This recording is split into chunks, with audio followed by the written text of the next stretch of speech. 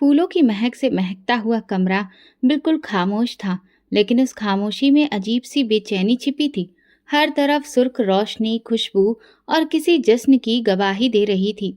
मगर कमरे के कोने में बैठी नई नवेली दुल्हन माला की नजर बार बार दरवाजे की तरफ उठ रही थी। वो लाल और सुनहरे काम वाले लहंगे में बड़ी हसीन लग रही थी, लेकिन उस तस्वीर में खुशी का रंग कहीं दूर छूटा था। दरवाजा खुला और कमरे में रजत की मामा की बेटी दाखिल हुई। उसकी सांस फूली हुई थी, चेहरे पर घबराहट थी। भाभी, बुआ जी की तबीयत बहुत खराब हो गई है। भैया उन्हें अस्पताल ले गए हैं। माला की आंखों में एक लम्हे के लिए हैरत की झलक आई। फिर वो धीरे से बोली, क्या हुआ उन्हें? ब्लड प्रेशर बहुत ज्यादा हाई हो गया है। वो बात भी नहीं कर पा रही थी। भैया जल्दी में थे, तुरंत अस्पताल चले गए। ये कहकर वो पलट गई। माला कमरे में अकेली रह गई। अब फूलों की महक उसे बोझ लगने लगी। उसका लहंगा उसका दम घोटने लगा।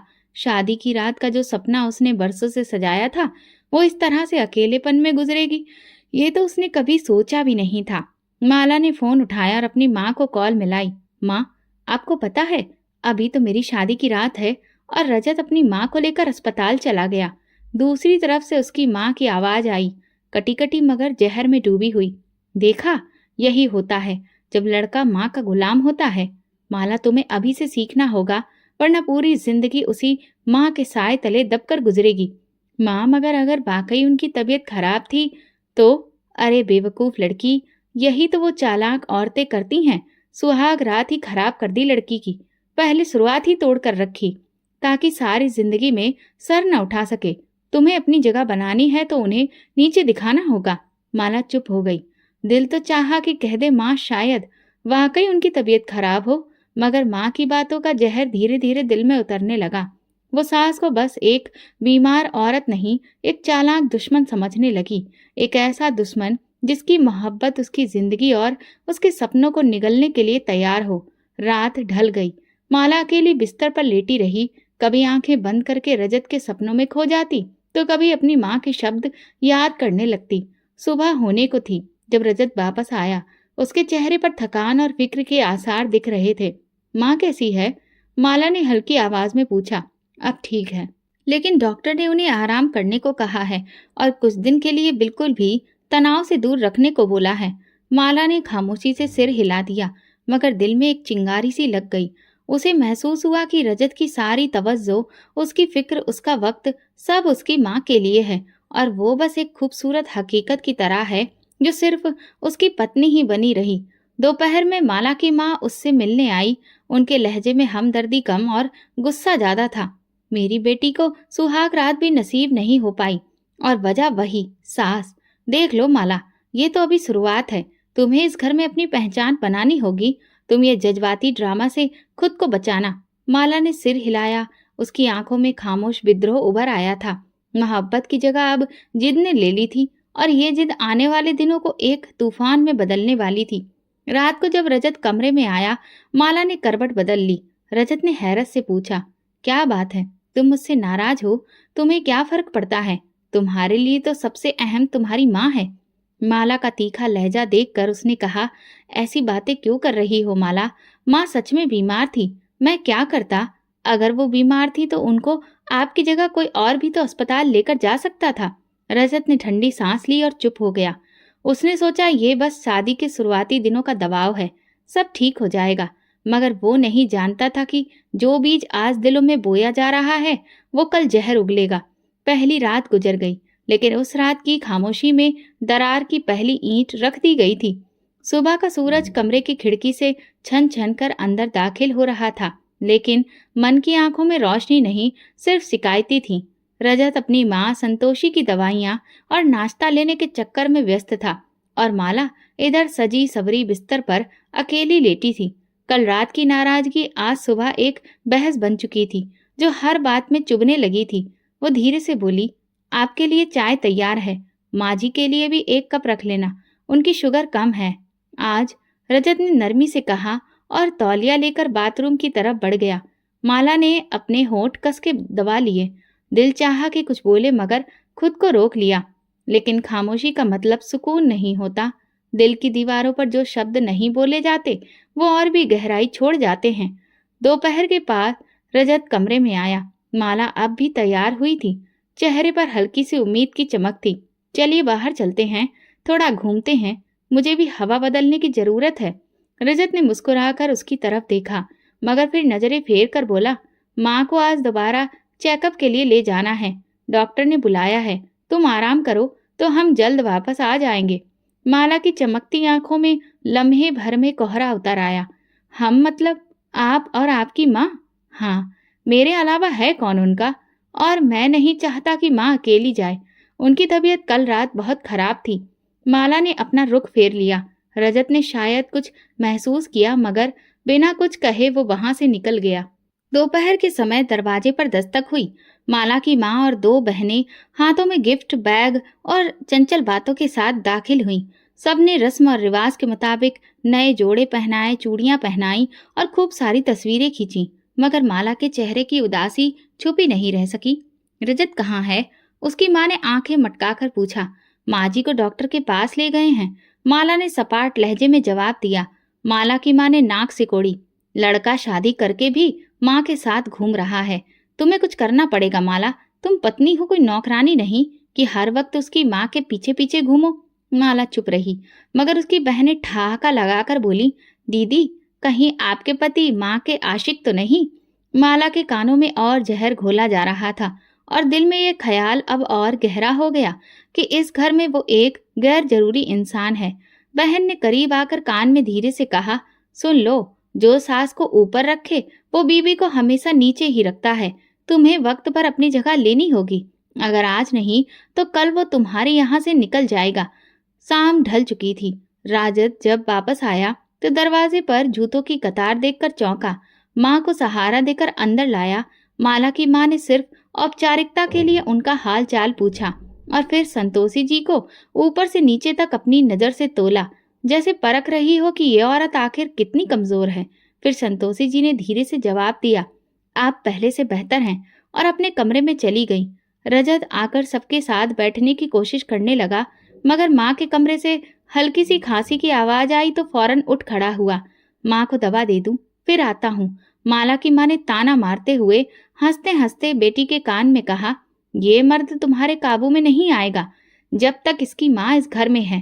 रात को माला ने रजत से बात छेड़ी, कब तक हम यूं ही रहेंगे? आपकी हर बात में बस माँ होती है। रजत ने ठंडे लहजे में कहा, माँ बीमार है, अभी तो उन्हें ज्यादा ध्यान और ख्याल की जरूरत है, और वैसे भी तुमने तो दिन भर अपनी माँ के साथ वक्त गुजारा। हाँ, लेकिन वो मेरी माँ है और मैं उनकी बेटी, लेकिन आप तो मेरे पति हैं। लेकिन आपको तो ये महसूस ही नहीं होता। रजत चुप रहा और कमरे में खामोशी छा गई। माला की आंखों में अब सिर्फ एक जिद थी। ये माँ बेटे का रिश्ता जो उसे नजरअंदाज कर रहा था, उसे तोड़कर ही दम लेगी। सुबह के धुंधलके में जब परिंदे चहचहाने लगे और घरों के किचन से हल्की आंच पर चाय के खौलने की आवाज आने लगी, तब संतोषी जी की आंख खुली। वो बिस्तर पर बैठकर धीरे से अपने पैरों को जमीन पर रखा। सर्दी की वजह से टाइल्स उनके वजूद में कांटे बनकर चुभ रहे थे। उन्हें अपनी शुगर का ख्याल था, नाश्ता वक्त पर नहीं मिले तो हाथ पांव कांपने लगते हैं। उन्होंने हल्की आवाज में माला को पुकारा, जो दूसरे कमरे में थी, लेकिन वहां से कोई जवाब नहीं आया। काफी देर गुजर गई। आखिरकार वो खुद उठकर किचन की तरफ गई। अलमारी में से बिस्किट का एक डिब्बा निकाला और पानी के गिलास से 2 गोलियां निगल ली। दिल में माला के ठंडे रवैये पर एक चुपचाप टीस सी उठी। उधर माला के कमरे में टीना, उसकी छोटी बहन की हंसी की आवाज आ रही थी। वो आराम से कपड़े चुन रही थी और सोशल मीडिया पर नए नए वीडियो शेयर कर रही थी। दीदी, आप सच में अपनी सास के लिए सुबह सुबह नाश्ता तैयार करती हैं? टीना ने ठहाका लगाते हुए पूछा। कभी कभी, जब दिल करे, वैसे भी तो वो खुद ही कर लेती हैं। माला ने बड़े गुरूर से गर्दन उठाकर कहा। तो क्या हुआ अगर वो शुगर की मरीज हैं? आप कोई नर्स थोड़ी ना हैं। टीना की बात में जहर छुपा था। रजत निचली मंजिल से ऊपर आया तो दरवाजे से अपनी माँ को सहारा देते देखा। दिल घबरा गया। माँ, आपने नाश्ता नहीं किया क्या? क्या करती बेटा, तुम्हारी पत्नी व्यस्त थी, मैंने बिस्किट से गुजारा कर लिया। रजत ने माला को गुस्से से देखा, मगर वो टीना के साथ ऐसे व्यस्त थी जैसे कुछ सुना ही ना हो। उसके होठों पर मुस्कुराहट फैली रही, लेकिन अंदर एक तूफान उठ चुका था। दोपहर को जब मोहल्ले की औरतें जमा हुई तो माला ने चाय ऐसे अंदाज में पेश की जैसे वो एहसान कर रही हो। बातों बातों में एक औरत बोली, माला बेटा, शादी को अब तो साल भर होने को आया है, कोई खुशखबरी कब सुना रही हो? माला के चेहरे का रंग उड़ गया। किसी ने कहा, अरे तुम तो बहुत खूबसूरत हो, बस भगवान तुम्हें औलाद भी दे। तभी एक और बुढ़िया ने धीरे से कहा, पिछले हफ्ते वो गीता बता रही थी कि उसकी बहू उम्मीद से है, सुना है वो भी झूठी ही निकली। माला ने चाय का कप रख दिया और सीधा अपने कमरे में चली गई। टीना, जो अभी भी वहीं बैठी थी, उसके पीछे जाकर दरवाजा बंद किया। दीदी, ये औरतें तो सूली पर चढ़ा देती हैं। माला की आंखों में आंसू थे, मगर वो रोई नहीं। उसने शीशे में खुद को देखा और धीरे से कहा, सब मेरे खिलाफ हैं। उसी वक्त संतोषी जी अंदर आईं। माला ने तुरंत अपना पल्लू ठीक किया और सिर झुका लिया। बेटा, वो औरतें तो गंवार हैं, जलन से भरी हैं, उनकी बातों को दिल पर ना लो। भगवान सबको सब कुछ वक्त पर देता है, तुम फिक्र ना करो। संतोषी जी का लहजा नरम था, लेकिन माला को लगा जैसे वो हमदर्दी के पर्दे में उसे जख्म दे रही हो। अच्छा है माँ जी, मगर कुछ बातें इंसान के दिल में चुभ जाती हैं, और जब हर बात पर सवाल उठे तो बर्दाश्त करना मुश्किल हो जाता है।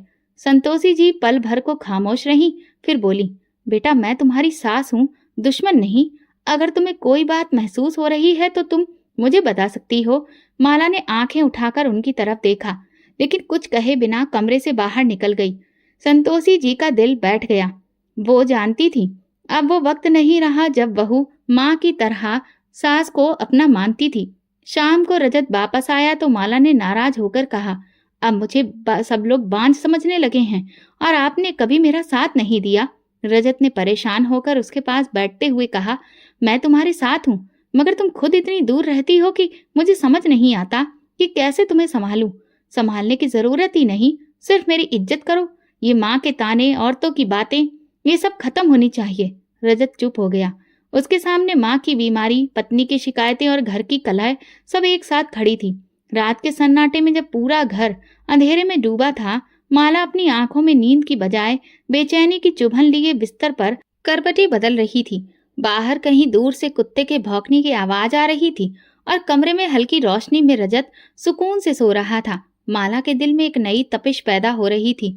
मन में मोहल्ले की औरतों की बातें गूंज रही थीं। पता नहीं ये लड़की किस नसीब से आई है, औलाद भी नहीं हुई और सास भी साल भर से बिस्तर पर ही पड़ी है। पता नहीं क्या माहौल होगा इनके घर का। माला ने धीरे से आंखें बंद की, मगर एक चेहरा बार बार सामने आता रहा। संतोषी का चेहरा, जो दिखने में नरम था मगर माला की नजर में अब एक साजिश वाला चेहरा बन चुका था। अगली सुबह नाश्ते की मेज पर खामोशी छाई थी। रजत अखबार पढ़ रहा था और संतोषी जी दवा खा रही थी। माला ने चाय का कप रजत के सामने रखा और खुद कोने में बैठ गई। माला, तुम नाश्ता नहीं करोगी? संतोषी जी ने नरमी से पूछा। माला ने बिना देखे जवाब दिया, मुझे भूख नहीं है। रजत ने अखबार एक तरफ रखा, माला की तरफ देखा, लेकिन कुछ कहे बिना दोबारा चाय की चुस्की लेने लगा। कुछ पल बाद माला के सब्र का पैमाना लबालब हो गया। वो एकदम से बोली, रजत, मुझे तुमसे एक बात करनी है, लेकिन वादा करो कि तुम जज्बाती नहीं होगे। रजत ने सर हिलाया। कहो, क्या हुआ? तुम्हारी माँ मुझे कई तरह की बातें कहती हैं। रजत का चेहरा एकदम सख्त हो गया। क्या? किसने कहा तुमसे? किसी ने कुछ नहीं कहा, खुद सुना है। मैंने सुना था कि वो अपनी सहेली से फोन पर बात कर रही थी। कह रही थी कि मैं तो किस्मत की मारी हूँ, बहू आए भी तो बांझ। रजत की सांस फूलने लगी। उसने गुस्से से कहा, माला, तुम जानती हो माँ ऐसी बात नहीं कह सकती। अगर तुम्हें मुझ पर यकीन नहीं है तो कोई बात नहीं, मगर हर रोज मुझे उन औरतों की बातें सुनाई पड़ती हैं, और अब तुम्हारी माँ की जहर भरी बातें भी। भला मैं कहाँ जाऊं? रजत ने मेज पर जोर से हाथ मारा। बस करो, बहुत हो गया। तुम्हारी हर बात में मेरी माँ को तुम क्यों घसीट लाती हो? वो बीमार है, वो तुमसे बड़ी हैं, उनकी इज्जत करो। माला की आंखें नम हो गईं, मगर वो चुप रही। उसके दिल में अब कोई दुख नहीं था, एक ठोस इरादा था। दिन गुजरते गए और माला ने अपनी खामोशी को एक हथियार बना लिया। एक दिन जब रजत ऑफिस गया था, संतोषी जी ने माला को आवाज दी, बेटा, मेरा ब्लड प्रेशर कम हो रहा है, जरा नमकीन लस्सी बना दो। माला ने दूर से जवाब दिया, अभी मैं व्यस्त हूँ, आप खुद बना लीजिए। संतोषी चुप रही। थोड़ी देर बाद जब माला किचन में आई तो देखा कि संतोषी जी ने खुद ही लस्सी बना ली थी और कांपते हाथों से गिलास उठा रही थी। एक लम्हे को माला के अंदर कुछ अजीब सा हुआ, मगर उसने इस एहसास को झटक दिया, बहुत ड्रामेबाजी आती है इन्हें। उसने दिल ही दिल में सोचा। शाम को रजत ने माँ की तबीयत पूछी तो वो बोली, ठीक हूँ बेटा, बस थोड़ी कमजोरी थी। मैंने माला को लस्सी बनाने को कहा, लेकिन उसने सुना ही नहीं। तभी माला ने तुरंत कहा, मैं किचन में व्यस्त थी। रजत ने सर हिलाया मगर कुछ कहा नहीं। माला ने अपनी माँ को तुरंत कॉल किया और सारी बात उन्हें बताई। दूसरी तरफ उनकी माँ ने जवाब दिया, अब तुम्हें समझ आ रहा है, वो औरत कभी तुम्हें अपना नहीं मानेगी। तुम्हें वो इसी तरह से धीरे धीरे जख्म देगी। अब वक्त है बदला लेने का, मोहब्बत से नहीं नफरत से। माला ने आईने में खुद को देखा। उसके चेहरे पर अब मासूमियत नहीं थी, आंखों में एक अनजानी रोशनी थी। संतोषी जी जो हर रोज भगवान से प्रार्थना करती थी, अब उनके मन में थकान और सवाल थे। शायद एक ही फरियाद थी कि बेटे की मोहब्बत सच है या फिर उसकी पत्नी की कहानी जीत जाएगी। और माला वो दिल से फैसला कर चुकी थी। बदगुमानी अब नफरत में बदल चुकी थी और वो उस नफरत को खामोशी से, चुपचाप लेकिन पूरी शिद्दत से समेटने लगी थी। संतोषी जी अब बड़ी बेचैन रहने लगी थी। रजत दफ्तर जा चुका था।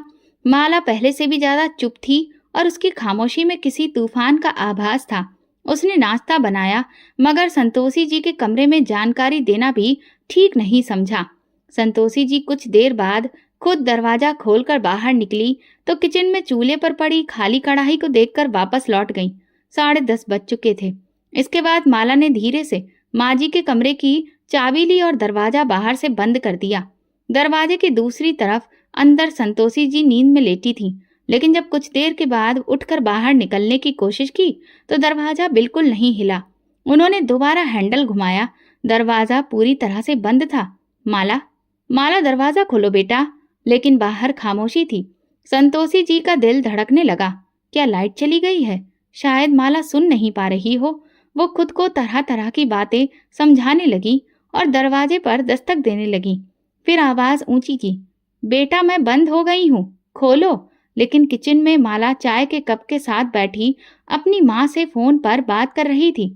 बस माँ, आज पहला सबक पढ़ा दिया है। बंद कमरे में भूख और प्यास जब सिसकियां बनकर गूंजती हैं तो गुरूर खुद ब खुद घुटने टेक देता है। दूसरी तरफ उसकी माँ ने खूब तारीफ करना शुरू कर दी। बहुत अच्छा, अब देखना वो खुद तुम्हारे कदमों में आएगी। दोपहर की धूप बढ़ने लगी। कमरा अंदर से भट्टी बन चुका था। संतोषी जी की शुगर नीचे जा रही थी। उन्होंने दीवार के सहारे बैठने की कोशिश की। हे भगवान, ये कौन सी परीक्षा है? पानी भी नहीं है। हे भगवान, मेरी बहू को कुछ तो समझा दो। उनके होंठ सूख चुके थे, आवाज भारी हो चुकी थी, लेकिन वो बार बार दरवाजे पर दस्तक देती रही। अंदर वक्त रुक गया था और बाहर माला के दिल में नफरत का तूफान उठ रहा था। शाम के करीब रजत की गाड़ी गेट के सामने रुकी। वो रोज की तरह ठहाके लगाता अंदर आया। माला ने सोफे पर लेटने की एक्टिंग शुरू कर दी और पानी की कुछ बूंदें लेकर आंखों पर छिड़क ली। अब वो पूरी तरह तैयार थी। रजत पास आकर बोला, माला क्या हुआ? तुम्हारी तबीयत ठीक नहीं लग रही। माला ने धीरे से आंखें खोली। बस सर में बहुत दर्द है, दिल घबरा रहा है, शायद ब्लड प्रेशर का मामला है। रजत तुरंत पानी लेने के लिए उठा और नरमी से बोला, तुमने कुछ खाया था? चलो डॉक्टर के पास ले चलता हूँ।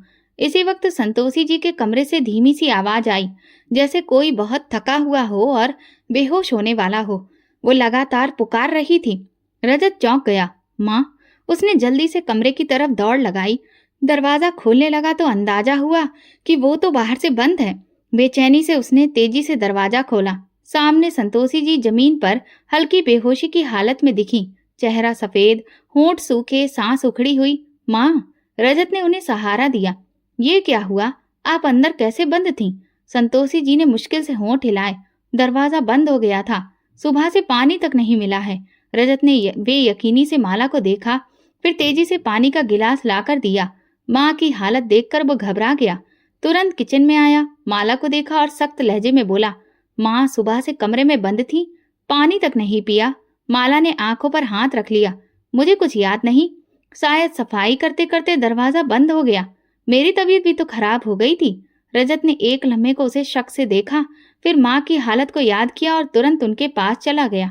वो बिस्तर पर लेटी थी, आंखों में नमी थी, लेकिन जुबान पर कोई शिकायत नहीं थी, सिर्फ खामोशी। रात को जब रजत माँ के पास बैठा था, माला आईने में खुद को देख रही थी। उसकी आंखों में जीत की झलक थी। रजत कमरे में दाखिल हुआ और माँ को यूं बैठे देखकर चौंका। माँ, आपने नाश्ता नहीं किया? संतोषी जी ने धीरे से सिर हिलाया। बेटा, खुद ही कुछ बना लिया था। रजत ने सुकून की सांस ली और पलटने लगा जब संतोषी जी की जुबान से वो बात निकली जो दिल में कई दिनों से दबी थी। रजत, मुझे तुमसे एक बात करनी है। जी माँ। उस दिन मैं कमरे में खुद से बंद नहीं हुई थी। दरवाजा बाहर से बंद किया गया था। मैं माला को आवाज दे रही थी, मगर उसने दरवाजा नहीं खोला। रजत की आंखों में एकदम हैरानी थी, लेकिन साथ ही उलझन भी। माँ, माला ने बताया था कि सफाई करते करते दरवाजा खुद ब खुद बंद हो गया था और वो बीमार भी थी। संतोषी जी ने बेबस निगाहों से बेटे को देखा। रजत, मैं झूठ क्यों बोलूंगी? पानी के लिए तरसते हुए दरवाजे पर कितनी बार दस्तक दी, मगर किसी ने नहीं सुना। रजत ने कुछ कहे बिना रुख मोड़ लिया। माँ, कोई बहम भी तो हो सकता है। माला ऐसी नहीं है। अगर कुछ होता तो वो मुझे जरूर बताती। कहकर वो कमरे से निकल गया और पीछे रह गई सिर्फ संतोषी जी, जिनके चेहरे पर अब दुख की लकीरें थीं। उन्होंने आसमान की तरफ देखा। होठों पर एक सिसकी आकर दम तोड़ गई। बेटे पर अंधा भरोसा अब दिल को काटने लगा था। माला ने पीछे से सारी बातें सुन ली थी। दोपहर में माला ने पूजा करने का बहाना किया और आंखें बंद करके भगवान के आगे बैठ गई। वो बार बार प्रार्थना कर रही थी, हे भगवान, मेरी जिंदगी से ये औरत हटा दो। ये दीवार जो मेरी खुशियों के बीच खड़ी है, वो गिर जाए। मेरे पति को सिर्फ मेरा कर दो। ये सब बोलते हुए उसके चेहरे पर सुकून आ रहा था, जैसे किसी ने उसके दिल का बोझ हल्का कर दिया हो। उधर संतोषी जी ने अब हर बात पर खामोश रहना सीख लिया था। वो अपने सारे काम अब खुद ही कर लेती थी। रजत अभी यही समझता रहा कि सब ठीक है। उसकी पत्नी उसकी नजरों में एक बहुत ही अच्छी, सेवा करने वाली और नरम दिल महिला थी, और माँ शायद उम्र के इस हिस्से में नाजुक हो गई थी। हर बात को दिल पर ले लेती थी। एक रात जब संतोषी जी हल्के बुखार से जूझ रही थी, उन्होंने माला को आवाज दी, बेटा जरा पानी दो। माला जो कमरे में ही मौजूद थी, उसने सुना मगर छुप गई। कुछ पल खामोश रही, फिर जब दोबारा आवाज आई तो कमजोरी और लड़खड़ाहट के साथ माला ने अपने दिल में कहा, जितना शोर मचाना है मचा लो, अब कोई तुम्हारी आवाज पर नहीं आएगा। आखिरकार संतोषी जी खुद ही उठी, कांपते कदमों से पानी का गिलास भरा और खुद ही दवा ली। जब वापस आई तो दरवाजे के पीछे खड़ी माला ने झांक कर उनकी कमजोरी का मंजर देखा और दिल ही दिल में तंजिया मुस्कुराई। अब खुद ही सब करना पड़ेगा। तुम्हें एहसास होगा कि मेरी जगह कितनी मजबूत है और तुम्हारी क्या हैसियत है। इस घर में सब कुछ चल रहा था, नाश्ता, दोपहर का खाना, शाम की चाय, रजत का आना जाना, लेकिन उन सबके बीच रिश्ते खामोशी से एक अजीब सी उलझन का शिकार हो रहे थे। ये जंग अब कोई खुली लड़ाई नहीं रही थी, बल्कि वो खामोश जंग थी जो धीरे धीरे शरीर में घुसकर सांसें भी छीन लेती है। संतोषी जी की आंखों में अब एक ही प्रार्थना थी, भगवान मेरे बेटे को सच दिखा दे। लेकिन उनकी प्रार्थना पर भी माला की दुआओं की धूल जम चुकी थी और घर की हवा में अब सिर्फ अंधा भरोसा, झूठी पूजा पाठ और खामोशी का जहर फैला था। धीरे धीरे 3 साल बीत गए। वक्त में बहुत कुछ बदल गया था। चेहरों पर लकीरें, लहजों में थकान और रिश्तों में वो खालीपन जिसे कोई शब्दों में बयां नहीं कर सकता। लेकिन एक सुबह जब माला ने हाथ में टेस्ट रिपोर्ट देखी तो उसकी आंखों में पहली बार खुशी की चमक आ गई। रजत, बधाई हो, मैं माँ बनने वाली हूँ। रजत की आंखों में रोशनी लौट आई। वो मुस्कुराया, माला के माथे पर हाथ फेरा और धीरे से बोला, भगवान ने हमारी प्रार्थना सुन ली। उसी शाम मिठाई का डिब्बा हाथ में लिए वो संतोषी जी के कमरे में दाखिल हुआ। माँ, माला उम्मीद से थी। उनकी आंखों से खुशी के आंसू झलक पड़े। मेरा पोता या पोती। वो बड़ी मुश्किल से खुद को संभाल सकी और बोली, अब जो भी हो, बस मेरी बरसों की दुआ आज भगवान ने सुन ली। माला ने दरवाजे की ओर से सब कुछ देखा। वो जानती थी कि संतोषी जी ये सब दिखावा कर रही हैं। वो दिल से और ज्यादा चिढ़ गई, क्योंकि वो चाहती थी कि ये खबर सिर्फ उसकी खुशी बने, उसका गर्व बने। लेकिन ये आंसू, ये प्रार्थना, ये मोहब्बतें सब भी सास की झोली में जा गिरी थी। अगले कुछ दिनों में रजत अब और भी ज्यादा माला का ख्याल रखने लगा था। फल, दवा, आराम, हर चीज का ख्याल रखा जा रहा था। लेकिन एक चीज माला को हर रोज अंदर से काटती थी, सैलरी का लिफाफा जो हर महीने रजत अपनी माँ के हाथ में रखता था। एक रात माला ने लहजा नरम रखते हुए बात छेड़ी। रजत, अब हम लोग भी माता पिता बनने वाले हैं, तो क्या ये ठीक नहीं है कि तुम अपनी सैलरी मेरे हाथ पर रखो? मैं बेहतर तरीके से बजट बना सकती हूँ, बच्चों का भी हिसाब रख सकूंगी। रजत ने मुस्कुराकर जवाब दिया, माला, माँ बरसों से जिम्मेदारी संभाल रही है, उनका अनुभव हमसे ज्यादा है, और वैसे भी वो सब कुछ तुम्हारे लिए तो संभाल रही हैं। माला के चेहरे पर वही पुरानी सख्ती लौट आई। क्या तुम्हें मुझ पर भरोसा नहीं? क्या मैं इतनी नालायक हूँ कि अपने घर के खर्चे ठीक से नहीं संभाल सकती? रजत ने पल भर सोचा, लेकिन फिर सुकून से बोला, ऐसी बात नहीं है, लेकिन जब तक माँ है मैं उन्हें ये हक देना चाहता हूँ। माला ने वो रात खामोशी से गुजार दी, मगर अगली सुबह उसके मन में एक नई साजिश जन्म ले चुकी थी। उसने सास के कमरे में दाखिल होकर नरमी से कहा, माँ जी, आपके हाथों में वाकई में तरक्की है, इसीलिए रजत आपको अपनी कमाई देता है। मैं तो अभी कुछ भी नहीं हूँ, मुझ में कहाँ वो बात है। संतोषी जी ने बड़े ही आराम से उसका हाथ थामा। बेटी, तुम भी सीख जाओगी, ये सब तजुर्बे की बात है। माला मुस्कुराकर वापस पलटी, लेकिन दिल में एक फैसला कर चुकी थी। अब वो सिर्फ पत्नी नहीं, माँ बनने वाली थी, और उसे यकीन था कि माँ बनने का दर्जा सब रिश्तों पर भारी होता है। अब हर बात में माला सास को काटने लगी थी। अगर संतोषी जी कहती कि दही ना खाओ, तो माला जानबूझकर 2 कटोरी खा लेती थी। अगर वो आराम करने को कहती, तो वो बाजार निकलने की जिद करती। एक रोज जब रजत घर पर नहीं था, माला ने जानबूझकर दूध में नमक मिला दिया, जो सास की चाय में गया। संतोषी जी ने एक घूंट लेते ही कप नीचे रखा और माला को आवाज दी, बेटा, लगता है दूध खराब हो गया है। माला चेहरे पर हैरत दिखाते हुए बोली, अरे माफ करना माँ जी, शायद नजर नहीं आया। वो जानती थी कि ये मामूली बात है, मगर उनकी छोटी छोटी तकलीफों से वो संतोषी जी को और ज्यादा कमजोर कर रही थी, मानसिक तौर पर भी और शारीरिक तौर पर भी। रजत अब भी सब कुछ ठीक समझ रहा था। माँ को तनख्वाह देना, माला को दवा देना, बीबी के आराम का ख्याल रखना। माला के दिल में एक ही इच्छा थी, जैसे ही बच्चा पैदा हो उसके हाथ में पूरी सत्ता आ जाए। संतोषी जी सिर्फ नाम के लिए घर में रहें, जिन्हें कोने का एक कमरा देकर बाकी सारा घर उसके कब्जे में हो। वो जानती थी कि ये लड़ाई सिर्फ पत्नी बनकर नहीं जीती जा सकती, माँ बनकर ही माँ से मुकाबला करना होगा। घर के आंगन में नीम का पेड़ आज भी चुपचाप खड़ा था, जैसे सब कुछ जानता हो मगर जुबान पर मौन लगा हो। दीवारों पर पुरानी तस्वीरें अभी मौजूद थीं, जिनमें मुस्कुराहटें जमी हुई थीं, लेकिन हकीकत उनसे कोसों दूर जा चुकी थी। धीरे धीरे माला की सोच अब संतोषी जी को पूरी तरह से खत्म करने की ओर बढ़ने लगी थी। माँ बनने की खबर के बाद रजत अब उस पर बहुत ध्यान दे रहा था, लेकिन इसके साथ साथ वो अपनी माँ का भी ख्याल रखता था।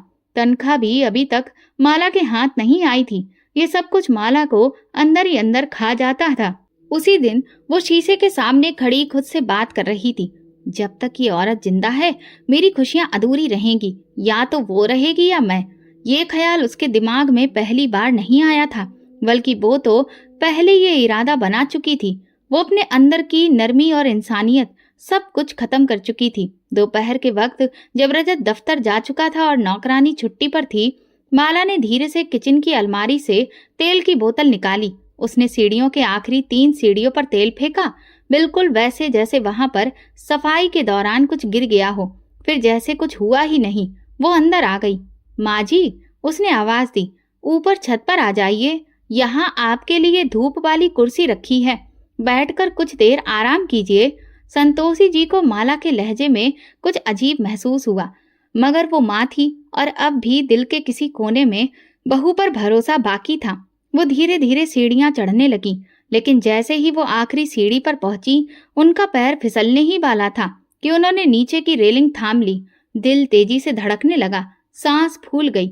माला दरवाजे की ओट से ही सारे मंजर को देख रही थी। उसकी आंखों में बेचैनी थी, जैसे भगवान ने आखिरी लम्हे में उसके वार को रोक दिया हो। संतोषी जी थोड़ी देर सीढ़ियों पर ही बैठ गईं, फिर नीचे उतरकर अपने कमरे की ओर चली गईं। माला दांत पीस कर रह गई। अब भी बच गई ये औरत, मौत को भी हरा देने वाली निकली ये तो। वो गुस्से से बिफर पड़ी और खुद ही सीढ़ियों की सफाई के बहाने ऊपर जाने लगी। जैसे ही उसने तेल पर कदम रखा, एक चीख हवा में गूंज गई। माला का संतुलन बिगड़ा, पांव फिसला और वो जोर से नीचे आ गिरी।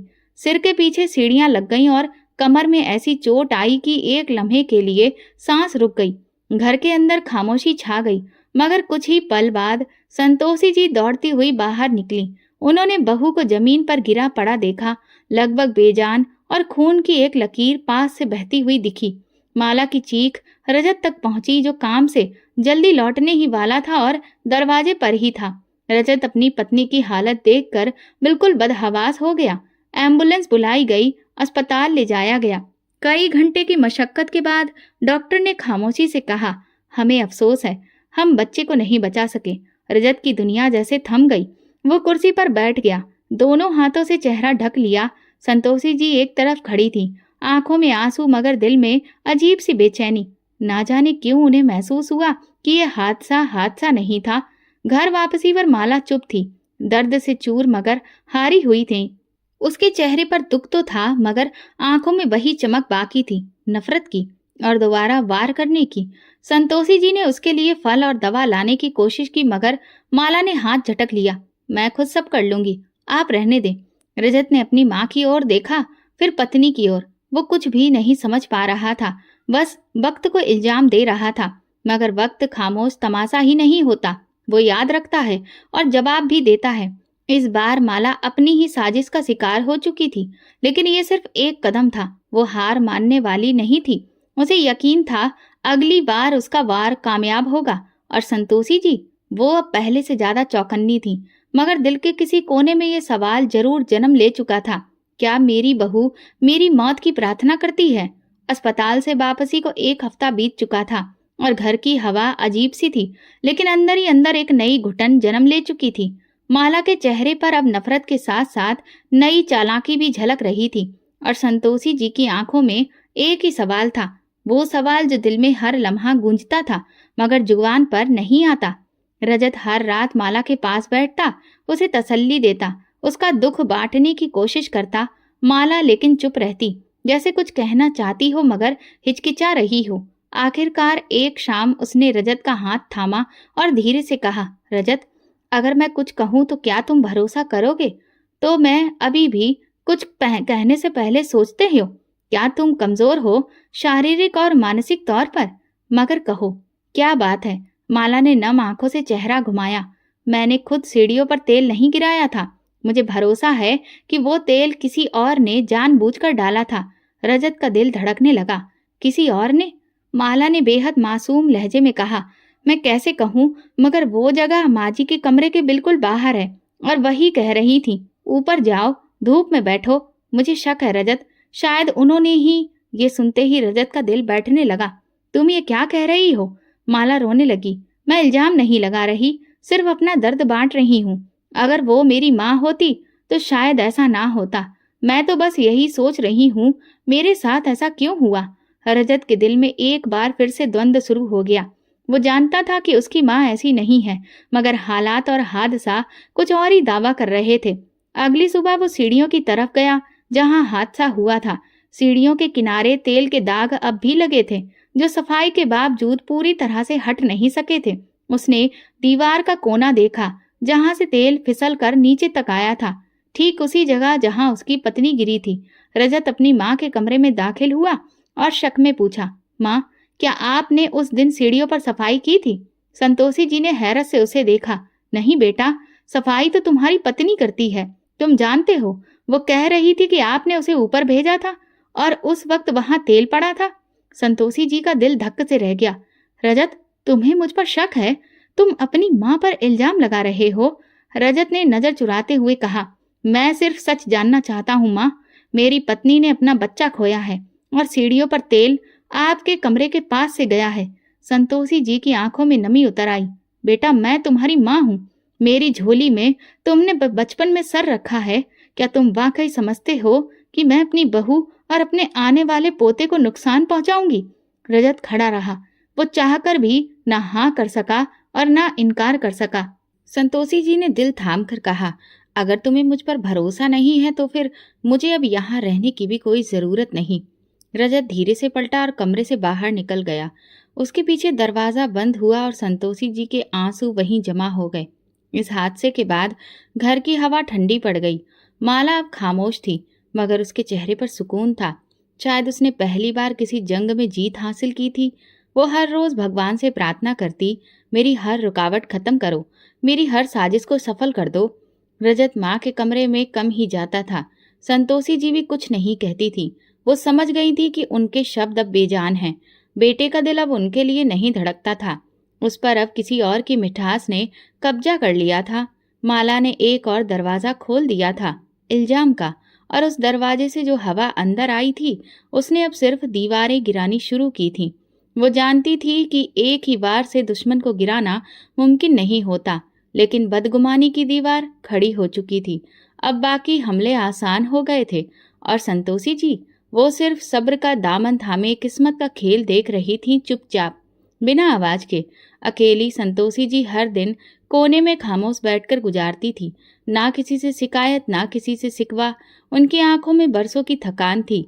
बेटे की बेरुखी का दुख और बहू की चालाकी की गहराई साफ झलक रही थी।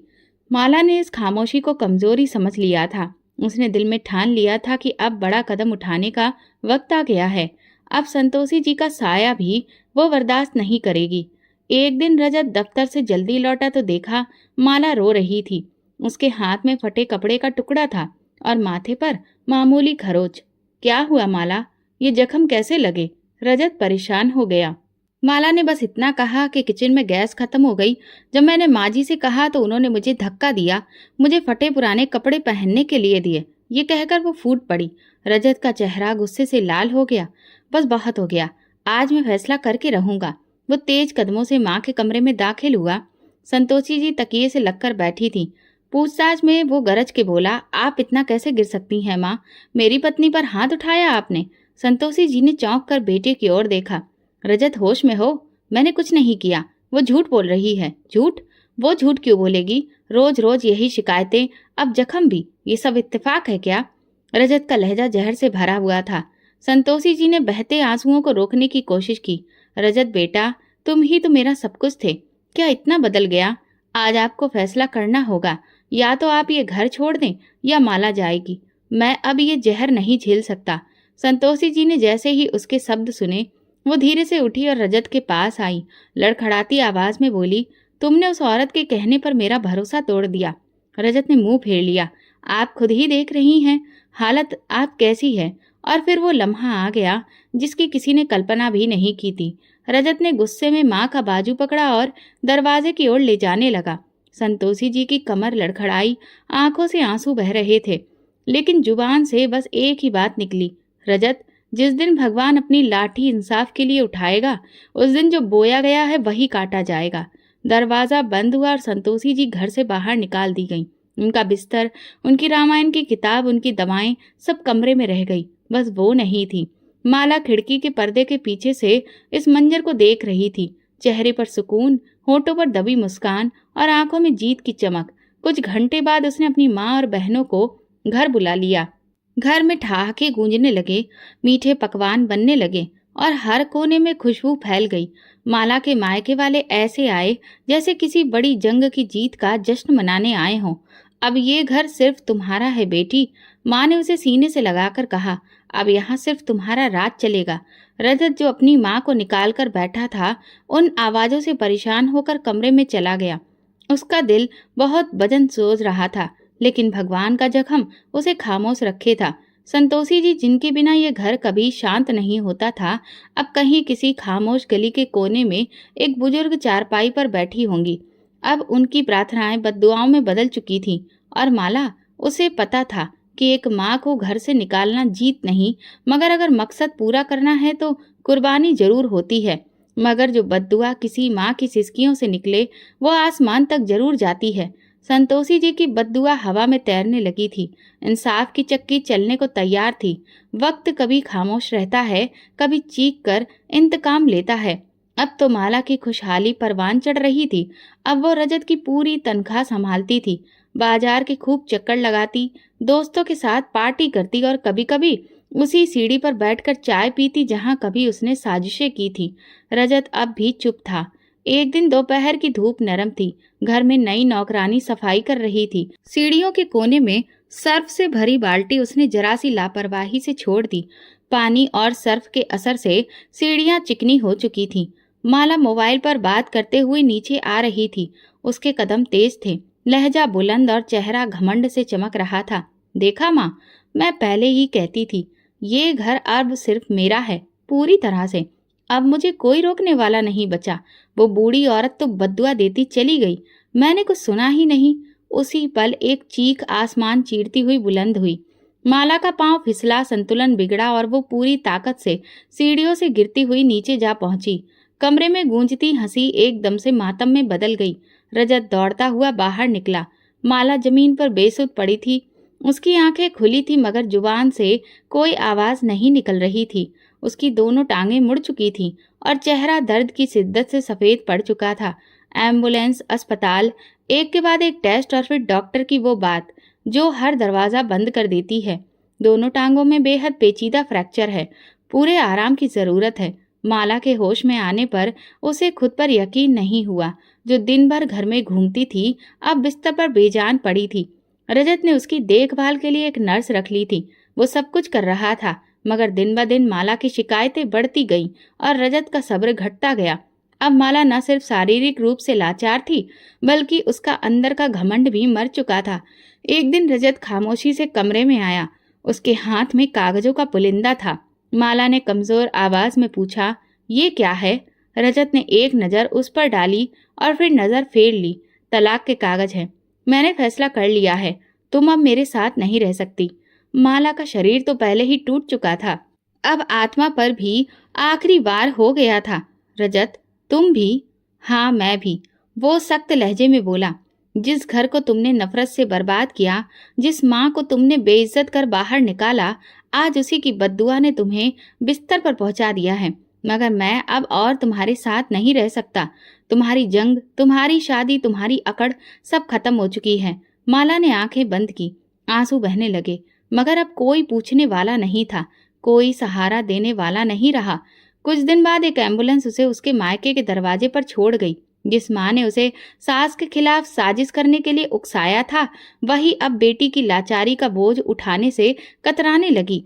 इसलिए उन्होंने अपनी बेटी को अपनाने से साफ मना कर दिया।